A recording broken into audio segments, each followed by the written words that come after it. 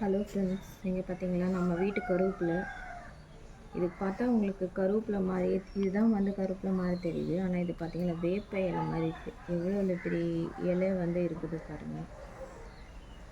கண்டிப்பாக நம்ம நல்லா ஃபர்டிலைசர்ஸ் கொடுத்தோன்னா இந்த மாதிரி அதனால இது பேர் கருவேப்பில்லைன்னு சொல்லியிருக்காங்க. அதாவது வேப்பிலை வேப்ப இலை எப்படி சைஸ் இருக்கோ அதே போல் தான் இந்த கருவேப்பிலை சைஸும் இருக்குது. இப்போ இதை பாருங்கள், இது எவ்வளோ பெருசாக இருக்குன்னு. இந்த இலை பாருங்கள், என் விரல் கட்டை விரல் இலை எப்படி இருக்குது பாருங்கள்.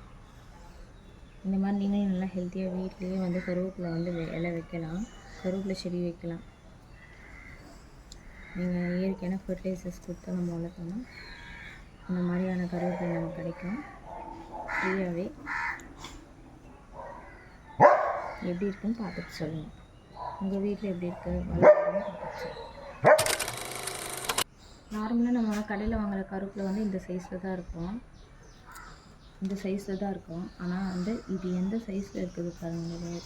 கருவேப்பிலை எப்படி இருக்குது பாருங்கள். இது பார்க்கறதுக்கு லெமன் இலை மாதிரி இருக்குது. ஒன்று